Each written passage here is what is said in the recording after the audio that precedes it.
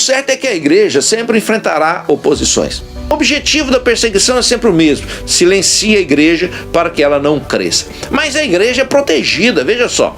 O evangelista Lucas, ele destaca que no meio dessa perseguição, a igreja que estava sendo perseguida, ela também estava sendo protegida de alguma forma. Hebreus 1:14 diz que os anjos estão a serviço daqueles que hão de herdar a salvação. O que isso mostra para nós? É que Deus ainda continua cuidando de mim e cuidando de você. Se nós vamos herdar a salvação, se nós temos a certeza da nossa salvação, se necessário for, Deus mandará anjos para ajudar na nossa trajetória. Muito bem, meus irmãos, estamos mais uma vez aqui no canal. Hoje com a lição número 7, a igreja que não teme a perseguição. Eu sou o pastor Paulo Henrique Vendrameto, CGADB 59587. Antes de nós iniciarmos a aula, peço gentilmente que você se inscreva no canal, deixe o seu joinha aí para nos ajudar, tá bom? Compartilhe esse vídeo se você achar que ele será útil para alguém. Deixe o seu comentário aí para que nós possamos seguir adiante. Nós estamos estudando sobre a igreja em Jerusalém, a doutrina, comunhão e a fé, a base para o crescimento da igreja em meio às perseguições. E hoje nós vamos tratar, na lição de hoje, especialmente uma igreja que não teme a perseguição. Falamos inicialmente sobre o nascedouro da igreja, como a igreja nasceu. A igreja nasceu no dia do Pentecostes. Ela nasce naquele dia em que Deus resolve se apresentar, o Deus Espírito resolve se apresentar no meio daqueles quase 120 irmãos que estavam ali reunidos no cenáculo, e como uma forma teofônica, através do som, através da visão, através daquilo que foi realizado ali, aquele som do vento, aquelas línguas repartidas como um que de fogo, e aquela manifestação sobrenatural das línguas estranhas que desceram sobre aqueles irmãos no dia de Pentecoste. Então a igreja nasce no Pentecoste e nasce com uma função. Jesus disse, espere até em Jerusalém, até que do alto sejais revestido de poder. Nesse dia do nascimento, a igreja então foi revestida de poder, né? A igreja de Jerusalém, a partir de então, ela se torna um modelo a ser seguido.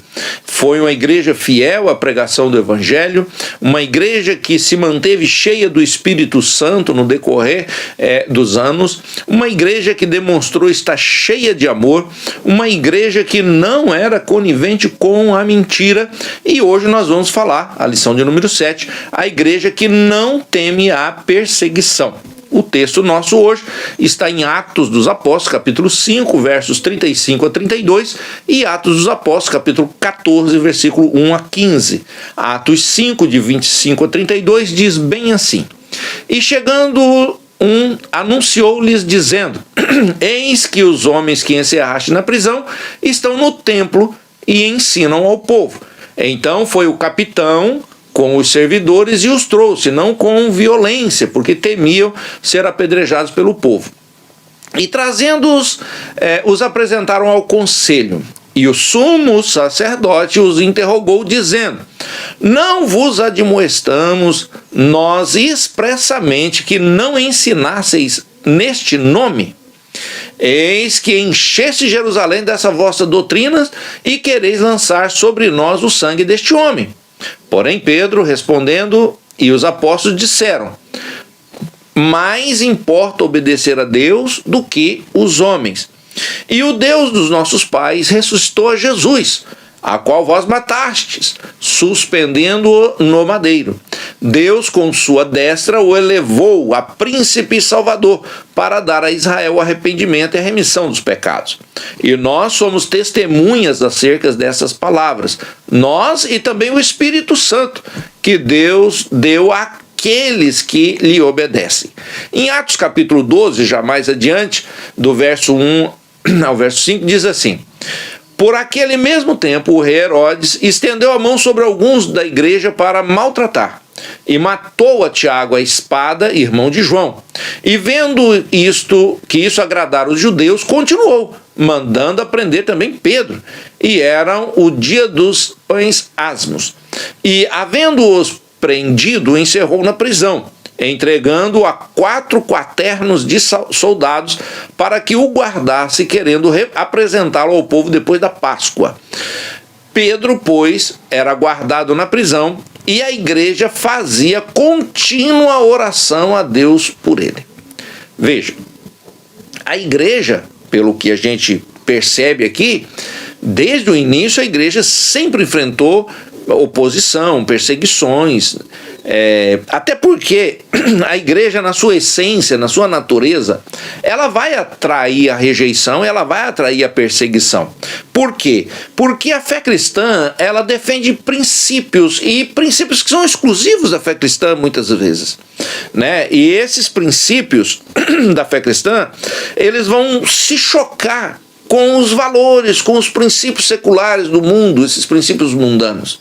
Nós temos alguns princípios que eles batem de frente com o que o mundo pensa. Há aqueles até que dizem que a Bíblia está precisando ser renovada, a Bíblia é um livro antigo, ela precisa ser atualizada, precisa ser reescrita para se adequar à nova geração. Então o cristianismo, ele defende padrões, defende princípios que vai de encontro com esse modelo que o mundo vem aí.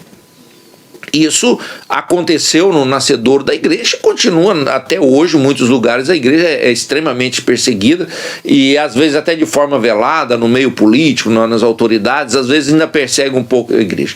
Porém, nós precisamos destacar que a igreja, apesar de tudo isso, a igreja ela nunca está só, porque Deus está sempre com ela. Deus é o dono da igreja e é também o seu cuidador, o seu protetor, né? O protetor da igreja. Então, no longo da história, Deus tem se mostrado presente de diferentes formas para poder dar esse livramento ao seu povo durante as perseguições, durante essas oposições que a igreja tem passado. Então, como que Deus faz isso? Deus faz essa proteção capacitando e empoderando o seu povo para viver no meio deste mundo tão cruel, tão difícil. Então, a igreja perseguida. Quem eram os perseguidores? No texto que nós lemos ali, de Atos 5, nós vamos encontrar pelo menos 3 tipos de perseguidores da igreja primitiva. O primeiro deles era os sacerdotes. Depois nós vamos ver os saduceus e o capitão do templo. São 3 poderes políticos e religiosos ali que se apresentam como a cúpula ou o sistema que estava ali tentando prejudicar a igreja. Bom, os saduceus, que era um grupo muito importante, ele tinha um grande poder político. Ele tinha um grande poder, não só político, mas também religioso. E eles tinham o apoio dos sacerdotes e dos anciãos. E dentro dessas classes religiosas, os saduceus eram talvez aí os mais poderosos, né? Eles já haviam tentado atrapalhar o ministério de Jesus algumas vezes, criando dificuldade todas que eles podiam. Bom, mas e os anciãos? Os anciãos eram líderes judaicos, escolhido dentre as tribos, que representavam, era uma espécie, talvez eu vou colocar aqui, talvez não tenha bem essa conotação, mas é como se ele fosse um vereador, é como se ele fosse um presidente do bairro, alguém da associação, alguém que representa a sociedade. Então os anciões, apesar de eles não terem aspecto religioso, mas eles defendiam também a religião judaica, né? Então eles tinham um aspecto de autoridade tanto no campo religioso como no campo político. Já o capitão que é citado ali, ele era uma espécie de sacerdote que exercia uma função como a polícia do templo. Ele era uma espécie de delegado ali do templo. Esses 3 grupos, cada um com a sua influência diferente, viram que a igreja ela estava se tornando uma ameaça para eles. E eles fizeram de tudo para impedir que a igreja se desenvolvesse. A igreja era um problema para eles em 2 frentes. A primeira frente, ou 2 esferas diferentes, né? A primeira esfera, ou a primeira frente que causava preocupação para eles era a frente religiosa. Veja só, Lucas registra que os religiosos judeus prenderam os apóstolos em Atos 5, 17, 18. Foi lá, mandou prender. À medida que os cristãos iam testemunhando da sua fé com poder, eles ganhavam mais e mais admiração das pessoas. As pessoas queriam saber o que estava acontecendo. E muitas pessoas iam aceitando a fé. Né? Tudo isso está lá no texto que nós lemos. E esse número ia só crescendo, aumentando. E conforme esse grupo ia aumentando, ia crescendo, o evangelho ia alcançando aqueles judeus, e aqueles judeus iam aceitando a Cristo, acontecia uma coisa contrária. Se a igreja estava crescendo, se o cristianismo estava crescendo, o judaísmo estava enfraquecendo, estava regredindo o farisaísmo. De forma que esse movimento da igreja criou aí uma certa inveja. E eles acabaram ficando irados com a igreja, falaram, tem que parar esse movimento, é necessário parar esse movimento, porque a igreja está crescendo muito e nós estamos perdendo. Bom, para isso, além dessa empreitada religiosa, eles tinham uma questão política também. Nós vemos em Atos 12, do versículo 1 ao versículo 5, que a perseguição ela se deu numa esfera do Estado, uma esfera estatal. É uma natureza política, uma natureza pública, na esfera pública. Por quê? O rei Herodes, um dos governantes que representavam lá o Império Romano, ele era uma representação de César ali, ele mandou matar Tiago e mandou prender o apóstolo Paulo. E por que ele mandou prender? Porque ele via que aquele ato dele ter matado Tiago causou uma comoção no povo, uma coisa boa que o povo gostou, acabou com aquela bagunça, agora eles vão acabar com esse negócio de cristianismo, e aqueles farisaísmo, aqueles judaísmo, eles gostaram. Então Herodes falou, então manda prender Pedro também, e depois da Páscoa a gente vai sacrificar ele também. Então, sabendo aí que Pedro era um dos líderes de destaque nesse contexto, ele também queria aumentar aí a sua influência no meio dos judeus, mandando executar Pedro. O certo é que a igreja sempre enfrentará oposições. A igreja ela sempre tem pessoas que vão bater de frente com a igreja, de um jeito ou de outro. Isso acontece porque o cristianismo bíblico de verdade, por sua natureza, ele acolhe todos, porém, estabelece princípios para que essas pessoas que são acolhidas possam seguir a Cristo. Para seguir a Cristo precisa de obedecer a alguns princípios. E muitas vezes esses princípios eles são vistos como antiquados, são vistos como princípios preconceituosos ou princípios indesejados pela maioria daqueles que rejeitam o evangelho. Então a perseguição ela pode até mudar conforme o tempo, o lugar, mas o objetivo é sempre o mesmo. Precisa calar esses crentes. Essa igreja precisa de anunciar esse evangelho, precisa parar de falar de Jesus. Por quê? Porque se as pessoas aceitam a Jesus em massa, o que vai acontecer com os bares? O que vai acontecer com os prostíbulos? O que vai acontecer com as bocas de fumo? O que vai acontecer com as pessoas que vivem ali do mundo do crime? Né? Seja os policiais, seja os advogados, sejam os policiais penais. Ou seja, se o evangelho de fato crescer, muita coisa aí vai parar de funcionar e vai começar a dar problema, vai começar a dar prejuízo. Então não é importante que a igreja cresça e muita gente aceita Jesus. Imaginou se nós começarmos a evangelizar nas bocas de fumo e as pessoas usuários de droga começarem a aceitar Jesus e parar de usar droga? Automaticamente os traficantes ficarão furiosos com essa igreja. Quem é esse pastor? Quem é essa igreja que está tirando aí os meus clientes? Então o objetivo da perseguição é sempre o mesmo. Silencia a igreja para que ela não cresça. Mas a igreja é protegida, veja só. O evangelista Lucas, ele destaca que no meio dessa perseguição, a igreja que estava sendo perseguida, ela também estava sendo protegida de alguma forma. A igreja contou com a presença de anjos de natureza totalmente, de uma forma totalmente sobrenatural. Não é difícil a gente ver ali a presença de anjos durante os escritos de Atos do Apóstolo. Lucas sempre faz questão de referendar o fato de que anjos estiveram presentes na igreja primitiva. Eles tiveram, por exemplo, na libertação de Pedro, em Atos 12, os anjos estavam com Filipos na sua missão evangelística, em Atos 8. A missão lá na casa do centurião Cornélio também, o anjo estava presente, no capítulo 10. O apóstolo Paulo estava em alto mar, em Atos 27, e teve a presença do anjo ali com ele. E a Bíblia diz que os anjos estão... Hebreus 1 e 14 diz que os anjos estão a serviço daqueles que hão de herdar a salvação. O que isso mostra para nós? É que Deus ainda continua cuidando de mim e cuidando de você. Se nós vamos herdar a salvação, se nós temos a certeza da nossa salvação, se necessário for, Deus mandará anjos para ajudar na nossa trajetória. Uma coisa acontece, e é interessante a gente observar no texto que nós lemos de Atos 12, especialmente no versículo 15, no versículo 5, que a Bíblia diz que a igreja fazia contínua oração pelo apóstolo Pedro, que estava preso. Nesse mesmo texto aí, que mostra que o anjo chegando para libertar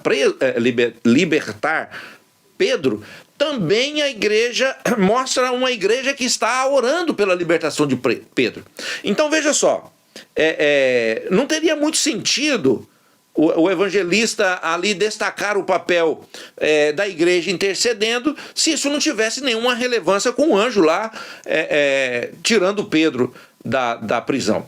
Bom, Deus de alguma forma respondeu à oração da igreja. O anjo foi libertar Pedro. Mas por que o anjo foi libertar Pedro? Porque a igreja estava orando. No texto que nós lemos aí, no versículo 2, um pouquinho antes, fala sobre a morte de Tiago. Herodes simplesmente mandou executar Tiago. E a Bíblia não fala nada que a igreja estava orando por Tiago, mas também não fala nada sobre tentativas de libertação de Tiago. Mas agora a igreja estava orando. E a igreja estava orando e o anjo foi lá libertar Pedro. Então, me parece que há uma conexão entre a igreja orando e a operação de maravilhas quando o anjo aparece e retira Pedro da cadeia.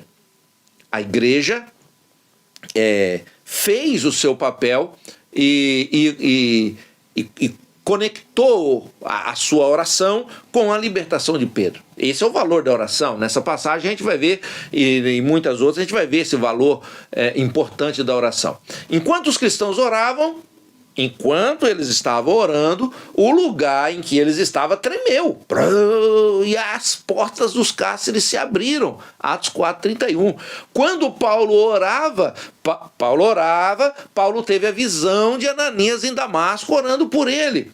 Quando Cornélio orava, o anjo se apresentou a ele em Atos 10. Os apóstolos oravam, por exemplo, para que os irmãos fossem batizados com o Espírito Santo, Atos 8 e 15. Então nós não podemos subestimar esse valor da oração.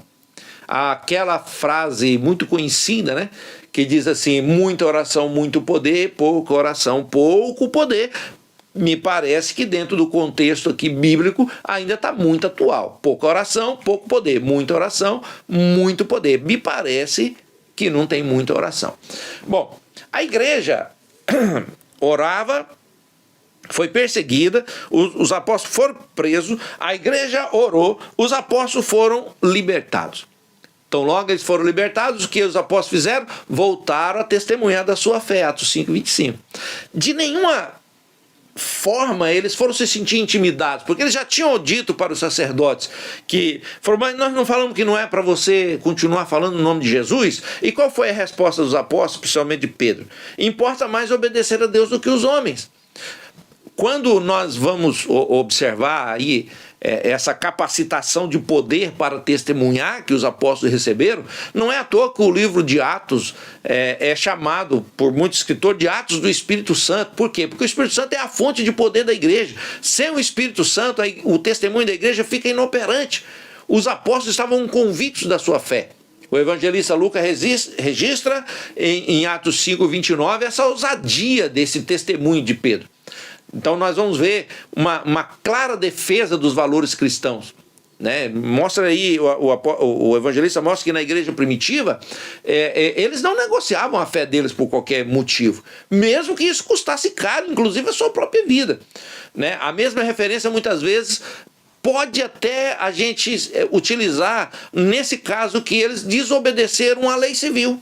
Foi determinado que não falasse de Cristo. Mas essa lei de não falar de Cristo fere a lei de Deus, de forma que, biblicamente, estamos autorizados a desobedecer a lei civil para obedecer a lei de Cristo. Por outro lado, nós temos convicção de que, desobedecendo a lei civil, teremos a oposição do Estado contra nós. Pagaremos caro por isso, por desobedecer.